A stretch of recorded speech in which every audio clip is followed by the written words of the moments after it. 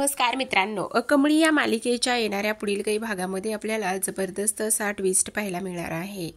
कमळीवर जबरदस्ती करणाऱ्या कॉलेजमधील काही मुलांची ऋषीने गचंडी धरलेली असते। त्यासोबत इथे त्यांना चांगला धडा शिकवलेला असतो। ह्या सगळ्या गोष्टी कोणी केल्या, काय केल्या हे सगळं ऋषी शोधून काढणार असतो। आणि सगळ्यात महत्त्वाची गोष्ट म्हणजेच की आता ऋषीचं कमळीवरील असलेलं प्रेम हे आपण बरेच दिवसापासून पाहत असतो। पण आता मात्र जेव्हाच नयनताराने ऋषीसाठी काही स्थळं सुचवलेली असतात आणि त्याचं लग्न ठरवलेलं असतं, एका मुलीचा फोटो आणि नंबर सुद्धा दिलेला असतो। आजपासून हिच्या कॉन्टॅक्टमध्ये तू राहायचं आहेस आणि तिच्याशी बोलायचं आहेस, हिच्यासोबतच तुझं लग्न मी ठरवणार आहे असं नयनताराने सांगितल्यापासून ऋषीला राधिकाने सांगितलेलं असतं। काही जरी झालं तरी सुद्धा कमळीवर असलेल्या प्रेमाची तू कबुली दे असं तिने सांगितल्यामुळे आता ऋषी तो स्वतःला प्रिपेअर करत असतो तिला प्रपोज करण्यासाठी आणि म्हणूनच तिच्या मागे मागे करत असतो। पण ऐन वेळेलाच इथे ऋषीची चांगलीच धांदल उडालेली असते आणि तो शेवटी इथे कमळीला आत्ता ह्या क्षणी तरी प्रपोज करू शकलेला नसतो। हे सगळं आपल्याला या आजच्या ट्विस्टमध्ये इथे पाहायचं आहे, जाणून घ्यायचं आहे। तर वेळ वाया न घालवता आजच्या आपल्या या ट्विस्टला सुरुवात करूयात। तर प्रेक्षकांनो, कालच्या ट्विस्टमध्ये आपण पाहिलं की इथे आजोबांचा वाढदिवस सेलिब्रेशन होत असतो आणि कमळी इथे अन्नपूर्णाच्या घरी असते आणि तेव्हा कमळीमुळे आजोबांमध्ये खूप जास्त इम्प्रूव्हमेंट झालेली आपल्याला दिसून आलेली असते। पण अनेकाने तिच्यासोबत बदला घेण्यासाठी तिच्या ओढणीला आग लावली होती आणि ऋषीने ते वाचवलं होतं। हे सगळं आपण कालच्या ट्विस्टमध्ये पाहिलंय। आता पुढे सुरुवात करूयात। आता इकडे ऋषीने त्या मुलीची बाजू घेतलेली असल्यामुळे नयनतारा खूप चिडलेली असते आणि नयनताराचं हे चिडणं अगदीच साहजिक असतं।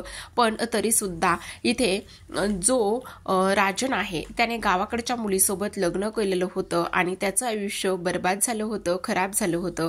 ह्या गोष्टी नयनताराला माहिती असतात आणि ह्या गोष्टी नयनताराला माहिती असल्यामुळे आता ती त्याच गोष्टीचा विचार करत असते की हे सगळं आता ऋषीच्या बाबतीत व्हायला नकोय। इकडे आता कमळी इथे अस्वस्थ असते आणि डॉक्टरांना दाखवलेलं असतं, चेकअप वगैरे झालेलं असतं आणि ती आत्ता बरी असते आणि तेव्हाच इथे अन्नपूर्णा कमळीची दृष्ट काढत असते। त्याचबरोबर इथे राजन जो आहे तिच्यावरून पैसे उतरवून इथे नोकरांमध्ये तो देत असतो आणि म्हणत असतो की तुला कोणाचीही नजर आणि दृष्ट लागायला नको, आता आम्ही निघतो असं म्हणूनच कमळी आता हॉस्टेलकडे निघालेली असते। तर नयनतारा आणि ऋषी हे दोघे सुद्धा घरी निघून गेलेले असतात। हे दोघे घरी निघून गेल्यानंतर आता सगळ्यात महत्त्वाची एक गोष्ट इथे झालेली असते आणि ती सगळ्यात महत्त्वाची गोष्ट म्हणजेच की आता ऋषी जेव्हा घरी जातो, आता ऋषी घरी गेल्यानंतर नयनताराने ह्या सगळ्या गोष्टी तिथे पाहिलेल्या असतात। त्यामुळे नयनताराची प्रचंड चिडचिड होत असते। ती विचार करत असते की नाही, आत्तापर्यंत ज्या गोष्टी झालेल्या आहेत त्या गोष्टी एक ठीक आहेत, पण आत्ता मात्र इथून पुढे अजिबातच ऋषीला आणि त्यासोबत त्या मुलीला इथे मी जवळ येऊ देणार नाही। म्हणूनच आता इकडे नयनतारा ऋषीला बोलावून घेते आणि नयनताराने ऋषीला बोलावून घेतल्यानंतर ती म्हणत असते ज्या गोष्टी झाल्या त्या गोष्टी आता तू विसरून जा। त्यासोबत सगळ्यात महत्त्वाची गोष्ट मला तुला एक सांगायची आहे आणि ती म्हणजेच की आता काही जरी झालं तरी सुद्धा इथे त्या मुलीसोबत तू कसलंच कॉन्टॅक्ट ठेवणार नाहीस आणि मी आता तुझ्या लग्नाकरिता काही फोटो इथे मी निवडलेले आहेत, काही मुलींचे फोटो आहेत, त्यामुळे तू ते फोटो लगेचच पाहून घे आणि लगेचच तू ते फोटो पाहून घेतल्यानंतर आता तू ह्या लग्नासाठी होकार दे असं सांगितलेलं असतं। त्यावरच ऋषी म्हणत असतो अगं पण मला इथे नाही करायचंय लग्न आणि त्याचबरोबर तू मला असं का सांगत आहेस, मी म्हटलं ना मला आत्ताच लग्न करायचं नाहीये। त्यावरच ती म्हणत असते लग्न करायचं नाही म्हणजे नेमकं तुला काय करायचं आहे आणि तू आत्तापर्यंत प्राजक्ताचं सगळं काही सांगितलेलं आहेस आम्हाला, पण मला आता तुझं काहीच ऐकायचं नाहीये, तुला लग्न करायचं आहे आणि तू ते लग्न तिच्यासोबत करणार आहेस, ह्या सगळ्या गोष्टी इथे ती बोलत असते। त्यावरच तो म्हणत असतो पण प्लीज तू माझं का समजून घेत नाहीयेस आणि इथे मला तू का सपोर्ट करत नाहीयेस। पण इथे मात्र नयनताराने स्पष्टपणे सांगितलेलं असतं की नाही, काही जरी झालं तरी सुद्धा ह्या गोष्टी मी अजिबातच इथे तुझ्या ऐकून घेणार नाही. तुला इथे त्या मुलीबरोबर लग्न करायचंच आहे. मी तुला फोटो पाठवलाय, नंबर सुद्धा दिलेला आहे. तू आत्ताच आत्ता तो नंबर इथे मोबाईलमध्ये सेव्ह कर आणि त्या मुलीबरोबर इथे तू कॉन्टॅक्टमध्ये राहा, असं सांगितल्यानंतर आता मात्र इकडे ऋषीकडे कुठलाच पर्याय शिल्लक राहिलेला नसतो आणि त्याने शेवटी तो नंबर जो आहे तो घेतलेला असतो. आता इकडे दुसऱ्या बाजूला जी काही अन्नपूर्णा आहेत, अन्नपूर्णा आणि आजोबा विचार करत असतात, खरंच आज ज्या काही गोष्टी झालेल्या आहेत त्या खरंच खूपच जास्त चुकीच्या आणि वेगळ्या पद्धतीने इथे होत्या आणि ह्या सगळ्या गोष्टी इथे चुकीच्या पद्धतीने झाल्यानंतर आपल्याला काही जरी झालं तरी सुद्धा इथे आता सगळ्या गोष्टीचा सोक्षमोक्ष लावायला हवा असा राजन विचार करतो. आता राजनला पुन्हा त्या कामासंदर्भामध्ये गावाकडे जायचं असतं. आता तो ड्रायव्हिंग करत असतो, त्याच्या बाजूला नेहमीचाच त्याचा मॅनेजर जो आहे तो बसलेला असतो आणि तेव्हाच इथे तो गाडी ड्राईव्ह करत असतानाच इथे समोर जी सरू म्हणजेच गौरी आहे ती आणि तिची एक मैत्रीण आलेली असते. इकडे आता जी नयनतारा आहे, नयनताराने ऋषीला सांगितल्यामुळे इकडे मात्र राधिका थोडीशी टेन्शनमध्ये आलेली असते, कारण राधिका विचार करत असते की नाही, किती काही जरी झालं तरी सुद्धा इथे ह्या सगळ्या गोष्टी या पद्धतीने इथे होता कामा नयेत, कारण इथे ऋषीचं आणि त्याचबरोबर तिचं एकमेकांवरती खूप प्रेम आहे आणि दोघांचं एकमेकांवरती प्रेम असल्या कारणाने मला असं वाटतंय की काही जरी झालं तरी सुद्धा इथे हे दोघं इथे एकत्र यायलाच पाहिजेत असा इथे ती विचार करत असते.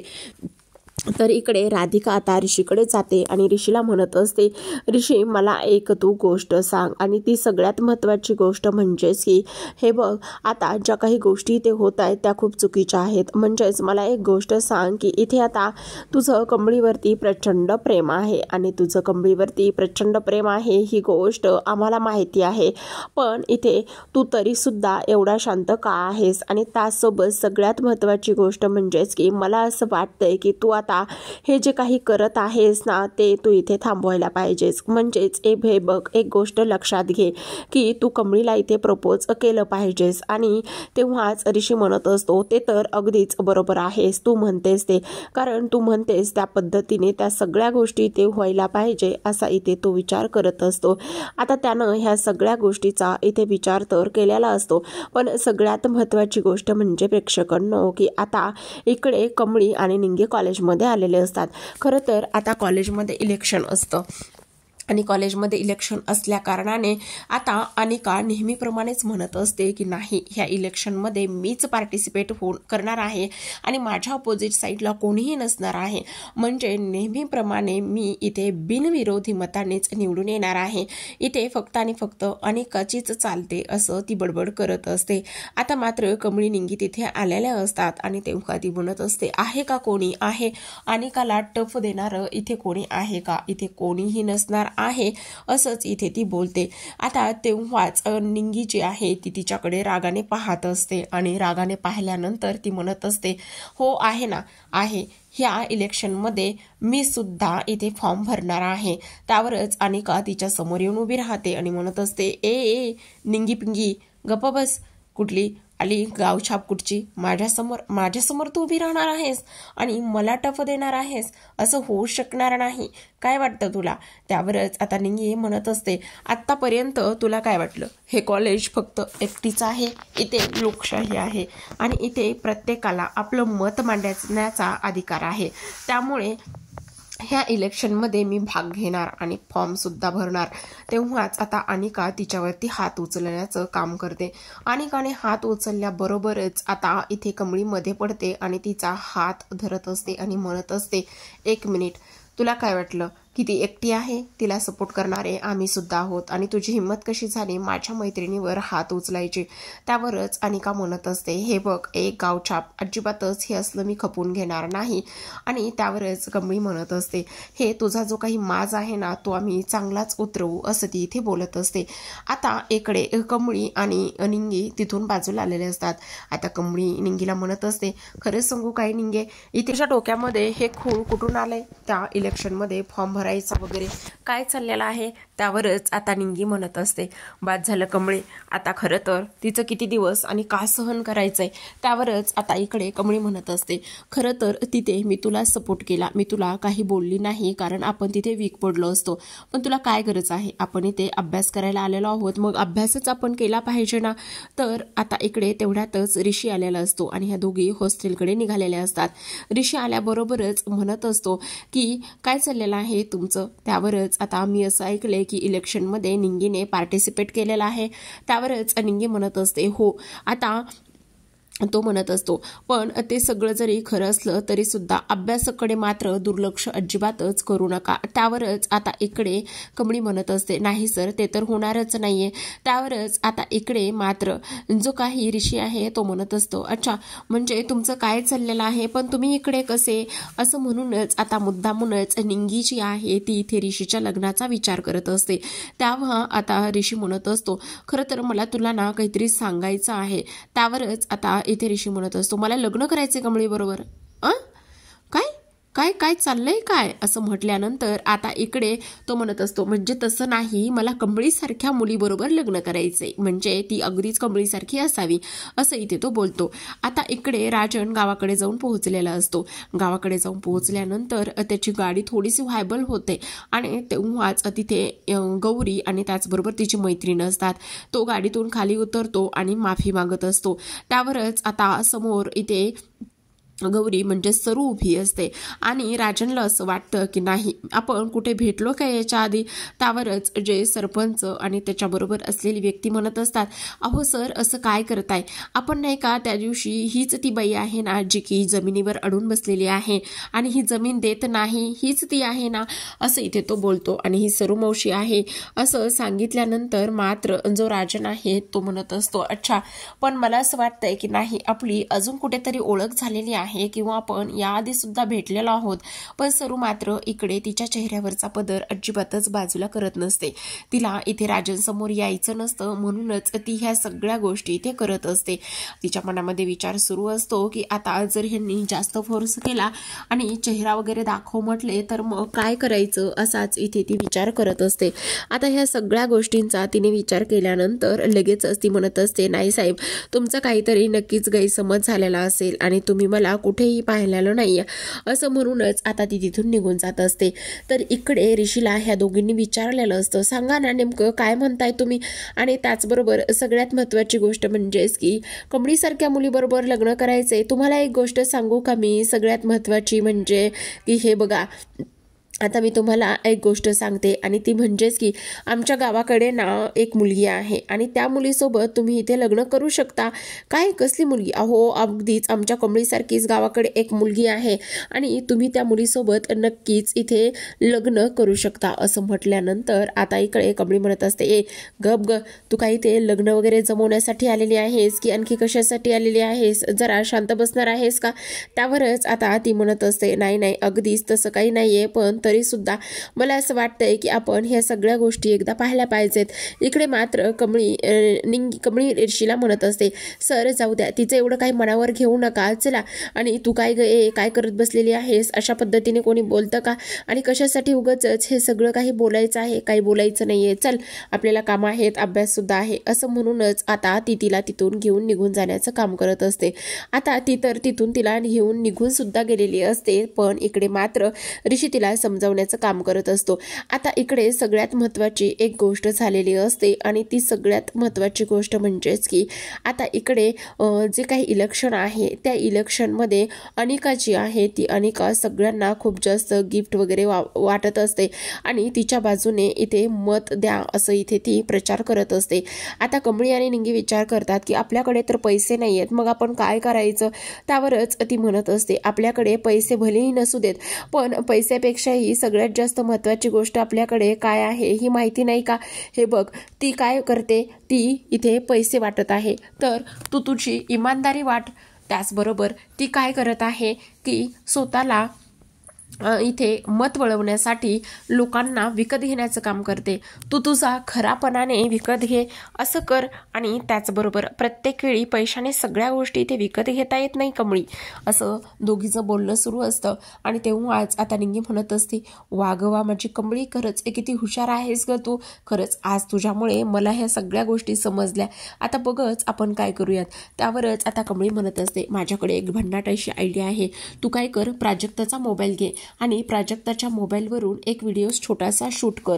एक अगदीच अर्धा मिनिट 1 मिनिटाचा असेल असा. आणि त्या व्हिडिओच्या माध्यमातून तू सगळ्यांना ऑडिटोरियममध्ये बोलावून घे, जसं की सगळेजण तो व्हिडिओ बघून येतील आणि तो व्हिडिओ तू ग्रुपवरती टाक, असं आता इथे ती बोलत असते. आणि तेव्हाच आता तो व्हिडिओ त्या शूट करत असतात. खरं तर निंगी म्हणते, पण कमळे मला एवढं सगळं नाही ग बोलता यायचं, माझ्या वतीने तू बोलशील का. तेव्हा कमळी म्हणत असते, बरं ठीक आहे. असं म्हणूनच आता तो व्हिडिओ शूट झालेला असतो. तर इकडे कमळीसोबत अनिकाने खूपच मोठा गेम केलेला असतो आणि कमळी त्या गेममध्ये अडकणारच असते. पण ऋषीने मात्र ऐनवेळी तिला येऊन वाचवलेलं असतं. तर प्रेक्षकांनो, होतं काय, इथे सगळ्यात महत्त्वाची गोष्ट झालेली असते ती म्हणजे की कमळीला एका ठिकाणी बोलवलेलं असतं. कमळी निंगीला आणि इतर मुलामुलींना शोधत शोधत तिथपर्यंत जाऊन पोहोचते.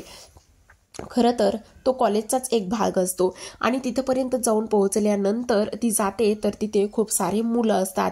आणि खूप सारे मुलं असतानाच आता कमळी त्या सगळ्या मुलांच्या मध्ये उभी असते. आणि कमळी त्या सगळ्या मुलांच्या मध्ये उभी असतानाच आता इथे ते जे काही मुलं आहेत ते एका गोष्टीचा विचार करत असतात. ते म्हणत असतात, अरे कमळी, तू आलेली आहेस आणि तू आम्हाला इथे कशासाठी बोलवलेला आहेस. सगळ्यात महत्त्वाची गोष्ट म्हणजेच की तो व्हिडिओ ते इथे त्या मोठ्या कॅम्प्युटरवर प्ले करत असतात. आणि त्या मोठ्या कॅम्प्युटरवर तो व्हिडिओ इथे प्ले केल्यानंतर आता कमळी त्या व्हिडिओमध्ये असं बोलत असते की तुम्ही या ठिकाणी या आणि मी तुम्हाला किस देईल, असं ते व्हिडिओ त्यांनी एडिट केलेला असतो. तो व्हिडिओ जेव्हा कमळी पाहते तेव्हा तिला खूप मोठा धक्का बसतो. धक्का बसल्यानंतर कमळी म्हणत असते, सोडा मला इथून जाऊ द्या. पण मुलं मात्र प्रत्येकजण तिला म्हणत असतो, काय मग आम्हाला किस करणार आहेस, आम्हाला हे करणार आहेस, ते करणार आहेस आणि त्याचबरोबर तू आम्हाला इथे ह्यासाठी बोलवलेला आहेस का, सांग ना ह्यासाठी बोलवलेला आहेस का. मुद्दामूनच कमळीच्या ते अंगचटीला जाण्याचा प्रयत्न करत असतात. इकडे मात्र कमळी खूप जास्त अरडाओरडा करत असते. तेवढ्यातच तिथे आता ऋषी आलेला असतो आणि ऋषी तिथे आल्यानंतर सगळ्या कॉलेजचे मुलं मुली सुद्धा तिथे येतात आणि ऋषी त्या मुलांना बेदम मारहाण करत असतो. काय तुम्हाला किस हवाय का, काय तुम्हाला काय कमळीकडून आणखी काही हवंय का, तुमची हिंमत कशी झाली ह्या सगळ्या काही गोष्टी करण्याची, तुम्ही समजता कोण स्वतःला. हे एक ना अनेक प्रश्न आता इथे ऋषी बोलत असतो आणि विचारत असतो. या पद्धतीने हे सगळं काही झाल्यानंतर आता मात्र इकडे ऋषीने त्या मुलांना बेदम मारहाण केलेलं असतं. आणि बेदम मारहाण केल्यानंतर आता त्याने असं सांगितलेलं असतं की आत्ताच्या आत्ता कमळीची माफी मागायची आहे, समजलं. असं म्हटल्यानंतर आता लगेचच त्या मुलाला इथे कमळीच्या पायाशी त्यांनी ढकललेलं असतं आणि कमळीच्या पायाशी ढकलल्यानंतर तिची पाय धरूनच माफी सुद्धा मागायला लावलेली असते. तर अशा पद्धतीने इथे आता कमळीचा जीव जो आहे तो इथे त्याने वाचवलेला असतो. तर प्रेक्षकांनो, अशाच नवनवीन मालिकांचे डेली अपडेट्स आणि ट्विस्ट जाणून घ्यायचे असतील, पाहायचे असतील तर नक्की चॅनलला सबस्क्राईब करा.